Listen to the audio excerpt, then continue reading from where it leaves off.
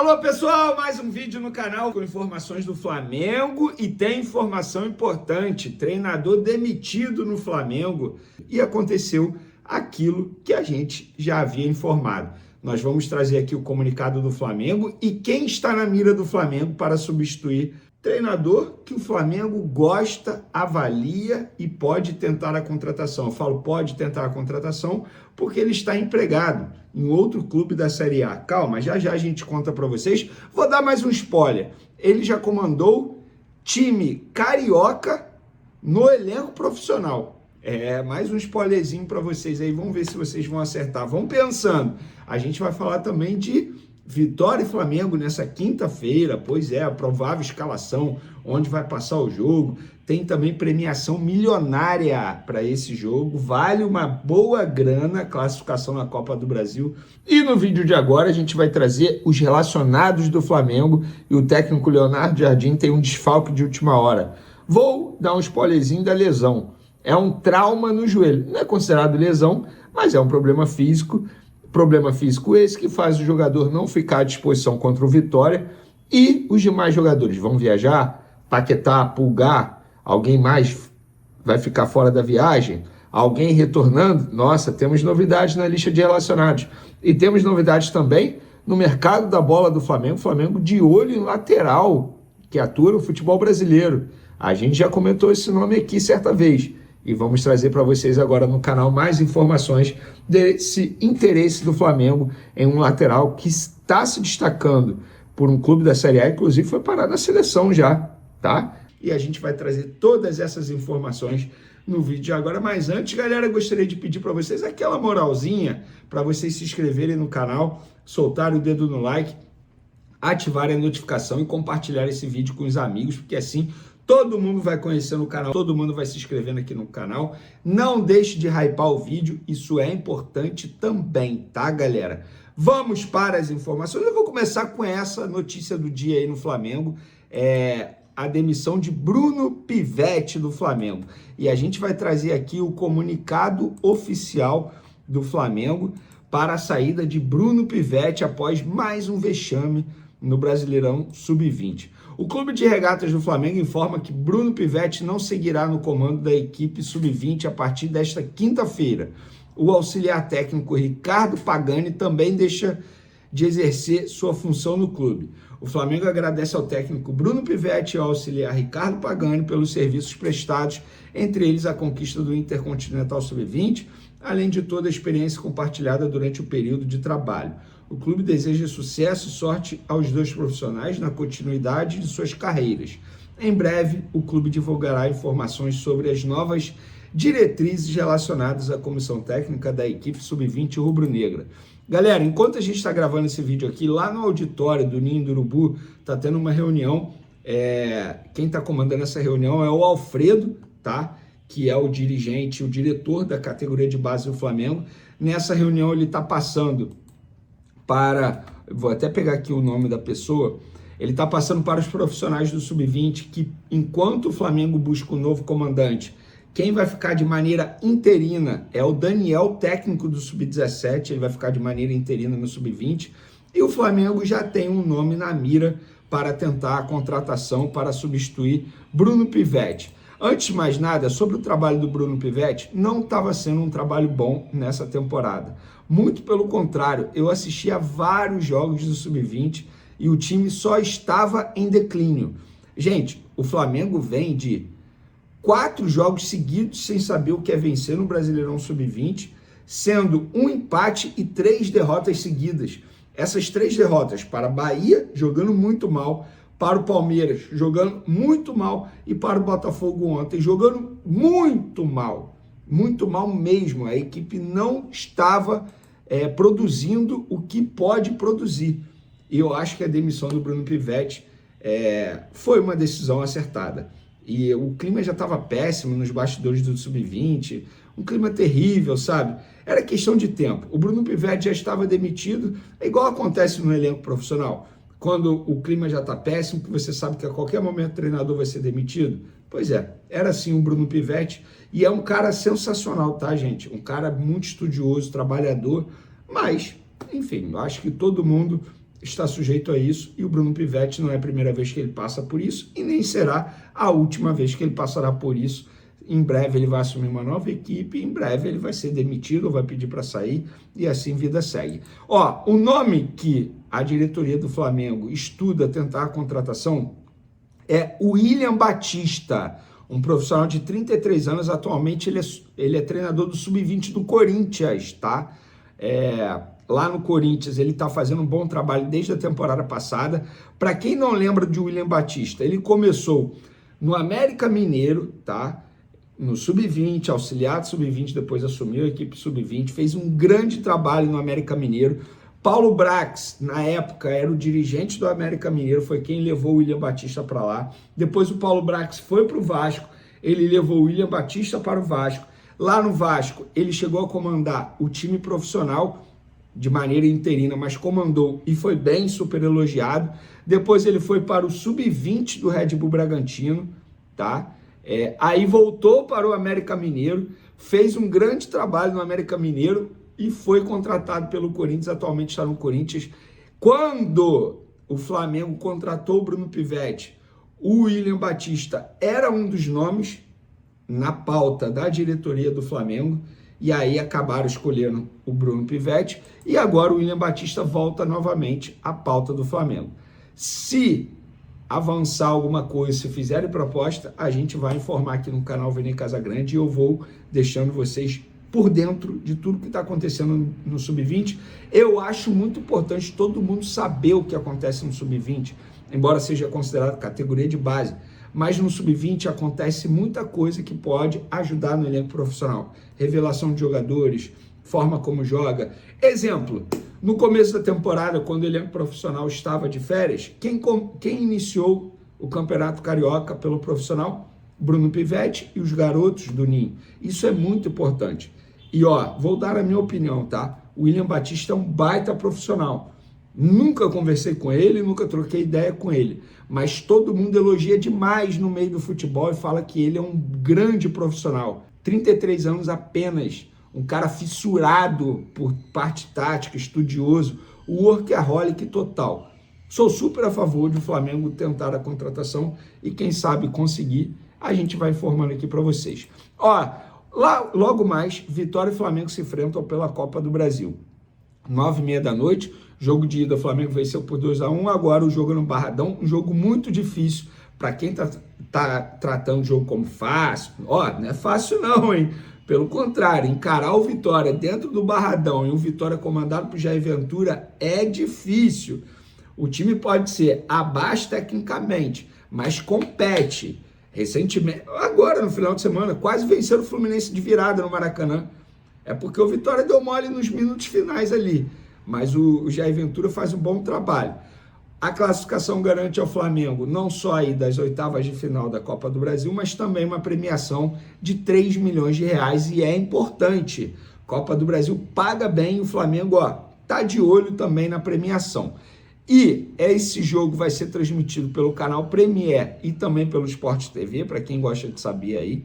E o provável Flamengo tem, vamos lá, Rossi, Royal, Danilo, Vitão e Alexandre, Everton Araújo, Jorginho, Carrascal, Luiz Araújo, Bruno Henrique e Samuel Lino. Diz aí, torcedor rubro-negro, você gostou dessa provável escalação?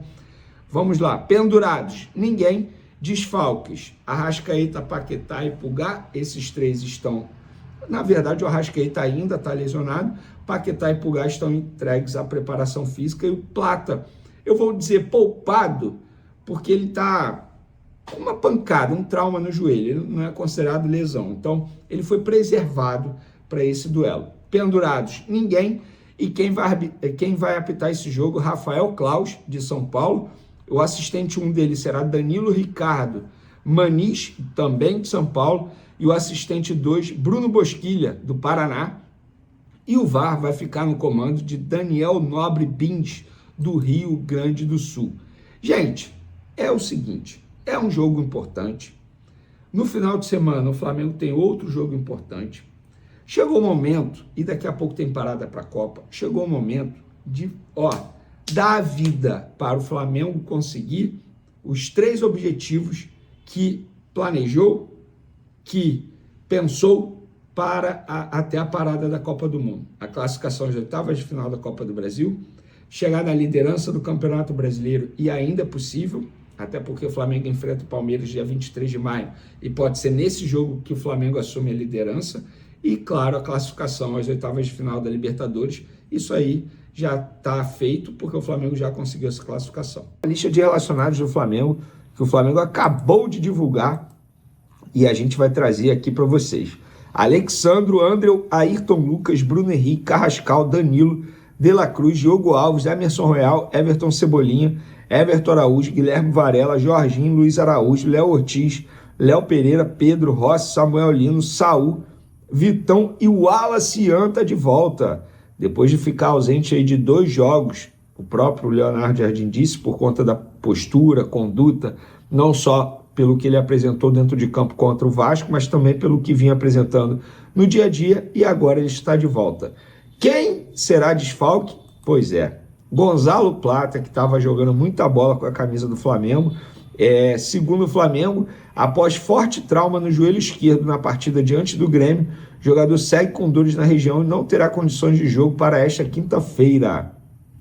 Eric Pulgar e Paquetá, meias, participam parcialmente de trabalhos com o restante do grupo e seguem realizando exercícios com a fisioterapia e a preparação física. Em relação a esses 2 atletas, eu continuo achando que eu falei em vídeos anteriores. Para mim, o Pulgar volta no domingo contra o Atlético Paranaense, até porque o Flamengo não terá Jorginho e Everton Araújo, jogadores da posição do Pulgar, e o Paquetá, que teria chance de voltar no domingo, não vai voltar, pelo menos na minha concepção, por conta da grama sintética. E o Paquetá a gente sabe que também está de olho em Copa do Mundo e, obviamente, o Flamengo não vai forçar um retorno do atleta. Se fosse uma decisão em uma grama sintética, eu acho que o Paquetá jogaria, mas não é uma decisão, embora todo jogo no Campeonato Brasileiro tenha caráter decisivo, não só para o Flamengo, mas também para o Palmeiras, que para mim, repito, serão as duas equipes que vão brigar pelo título do Campeonato Brasileiro. Fazendo uma analogia com a Leila Pereira disse, já brinquei aqui, vou repetir. Se para Leila o Flamengo é o Real Madrid da Shopee, o Barcelona para mim o Palmeiras para mim é o Barcelona da 25 de março e esses 2 clubes vão brigar pelo título do Campeonato Brasileiro. Diante desses relacionados aí, qual escalação você colocaria, tá? Eu colocaria Jorginho e Everton Araújo, já que eles estão suspensos no final de semana. Colocaria Samuel Lino, colocaria Varela e colocaria Léo Pereira. 3 jogadores pendurados que eu não colocaria no final de semana, porque o jogo seguinte pelo Brasileirão é justamente contra o Palmeiras. Então, o meu time, se eu pensar aqui rapidamente, não botei aqui no meu roteiro, Rossi, Varela, Danilo, Léo Pereira, se o Alexandro não jogar na grama sintética, Ayrton Lucas, se não o Alexandro, enfim, tanto faz aí na lateral esquerda. Pensando na grama sintética do domingo, acho que o Alexandro não vai jogar, então eu colocaria o Alexandro contra o Vitória e o Ayrton Lucas na grama sintética. Meio de campo, Jorginho, Everton Araújo, Carrascal colocaria, Samuel Lino na ponta esquerda, Luiz Araújo na ponta direita e o Bruno Henrique seria o meu centroavante, ou o Pedro, aí depende muito do que ele deseja para domingo. Então esse basicamente seria o meu time aí, quero saber a opinião de vocês. Vamos falar agora de mercado da bola, galera. Vocês se recordam quando recentemente eu falei para vocês que o Cruzeiro tentou um jogador do Flamengo, Gonzalo Plata, na época que o Plata estava embaixo com o Leonardo Jardim, que o Flamengo virou e falou assim, beleza, a gente negocia o Plata, mas manda aí o Kaique, lateral, que inclusive estava na seleção brasileira na época. Manda o Kaique aí. O Cruzeiro falou, não sei o que, eu falei para vocês que o Flamengo tinha interesse em Kaique, que o Flamengo gosta muito desse jogador, Leonardo Jardim já tinha aprovado, e eis que hoje o GE soltou a seguinte notícia. A pedido de Leonardo Jardim, o Flamengo quer Kaique Bruno do Cruzeiro para 2027. O rubro-negro já sinalizou interesse a pessoas no entorno do lateral esquerdo. José Boto, diretor de futebol do Fla, recebeu pessoas do entorno de Kaique para uma visita de cortesia no Ninho do Urubu. O dirigente apresentou o CT e falou sobre o planejamento do clube para contar com o atleta. Kaique tem contrato com o Cruzeiro até o fim de 2027 e está aberto a negociar uma renovação. A Raposa deve retomar as conversas durante a Copa do Mundo. Eu vou dar a minha opinião. Bom jogador, que bom que o Flamengo está de olho no lateral esquerdo. E se de fato tiver interesse Kaique e Bruno, sou super a favor da contratação. Porém, não acho que o Cruzeiro irá facilitar, não acho que o Cruzeiro vai querer negociar com o Flamengo, até para não reforçar um rival direto na briga por títulos. Acho que será uma situação muito complicada para o Flamengo. Porém, sou a favor do Flamengo tentar até o limite, porque estamos falando de um jogador jovem, com potencial e de seleção. Ou seja, o Flamengo pode ganhar dentro e fora de campo, porque é um jogador extremamente valorizado e pode performar durante anos com a camisa do Flamengo. Eu, particularmente, sou super a favor dessa possível contratação.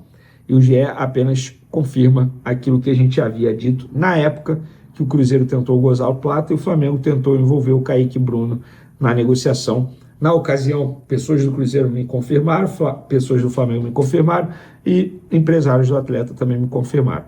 Agora está aí, o GE trazendo que o Flamengo vai tentar novamente para 2027. Quero a opinião de vocês, tá? O que vocês acham dessa possível contratação? Vamos começar então o bate-papo aqui, já o professor Júlio César dos Anjos está sempre aqui com a gente. Boa noite, professor. Uma pergunta, você gostava do gol peso 2 fora de casa? Havia mais emoção ou está mais emoção agora? Beijo no nosso tiranossauro preferido. O tiranossauro preferido que ele diz é o Zeus, que quando aparece na televisão dele, parece realmente um monstro. Monstro não de beleza, mas de tamanho. Olha, professor, eu gostava. Sabe por quê? Quando você tinha o negócio do peso 2 no gol fora de casa, você obrigava o time visitante a atacar. Hoje em dia, quando tem o mesmo peso, o cara pode tranquilamente estar visitando, ele joga fechado para tentar segurar pelo menos um empate para ganhar em casa. Antigamente não, antigamente ele sabia que se ele jogasse fechado e o empate na casa dele fosse com gols, primeiro ele visitando 0-0, depois 1-1, ele estava fora. Foi exatamente o que aconteceu com o Atlético Mineiro em relação ao Palmeiras. O Palmeiras passou, porque empatou em casa em 0-0, com o Hulk perdendo o pênalti, lembro sempre, e empatou em 1-1 no acho que era no Mineirão ainda, não tinha arena MRV, no Mineirão. Eu gostava do peso 2. Sinceramente, eu gosto de obrigar o time visitante a pensar que não basta ele se defender no primeiro jogo para ganhar no segundo. Eu gosto da ideia de gol fora de casa. O Vitor diz aqui, constatações suínas. Passe para gol de Manchete, agora vem com chororô. É verdade. Time tem saudades do Abate Abel. E como? A diretoria tem apreço por pagar mico. É nossa Eurica, né? Nossa Eurica não falha, não falha. Olha aqui o Edmo Pereira. Acredita que não curto mais Copa do Mundo? Ô, Edmo, vou te dizer uma coisa. Eu curto muito menos do que eu já curti. Houve uma época que Copa do Mundo eu ficava todo empolgado. Eu nunca saí para pintar a rua, essas coisas. Mas eu gostava muito do clima pré-Copa do Mundo. Quando eu era garoto, eu assistia a Copa de 70, eu tinha 17 anos, já não era nem tão garoto, era um rapaz. Eu me lembro de sair, nós íamos para as ruas a cada vitória do Brasil. Uma das cenas mais engraçadas que eu fiz, eu namorava uma menina que morava até aqui em frente aonde eu estou agora, na Visconde Pirajá, que é onde eu morei a vida inteira, e nós fomos para casa dessa menina comemorar, acho que a vitória com a Inglaterra. E antes nós fomos na praia. A praia estava uma loucura. Ipanema, carro para tudo quanto é lado, tá? E aí o pessoal cantava assim, inha, inha, inha, a seleção botou na bunda da rainha. Tá.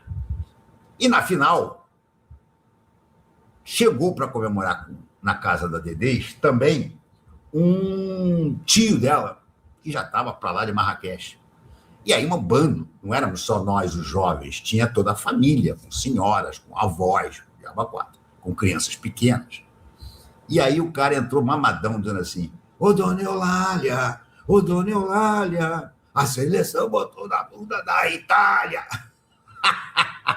Nós, jovens, rolamos de rir, naturalmente, Mas a mulher, a filha, ficou todo mundo indignado. Que isso, tio, pelo amor de Deus, dei um café para ele, para parar de falar bobagem.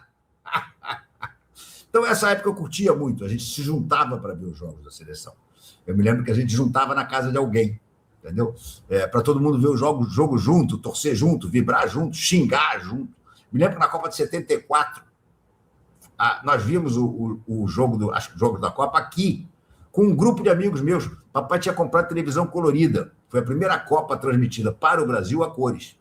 A gente vê muita imagem de 70 já colorida, mas aquilo lá era para a Europa. Para o Brasil, a Copa de 70 passou em preto e branco.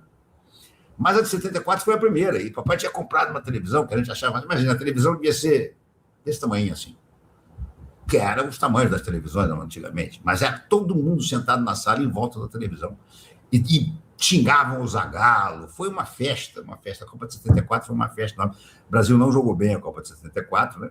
E acabou em quarto lugar, porque perdeu da Holanda na semifinal, num dos jogos mais violentos que eu já vi. Se vocês procurarem no YouTube, botarem Brasil-Holanda 74, vocês vão ver a porradaria que foi aquele jogo, impressionante. Mas a Holanda do Cruyff, né? Então, perdemos por 2-0. E aí depois fomos disputar o terceiro lugar com a Polônia. E perdemos também por 1-0, com um gol do Lato, ponta-direita Lato, nas costas do Marinho Chagas, da Bruxa. O Leão, que era o goleiro dessa seleção, ficou tão desesperado com o Marinho, que se mandou para o ataque e deixou as costas para o cara fazer o gol, que no vestiário deu um soco na cara do Marinho, foi um trelelê infernal.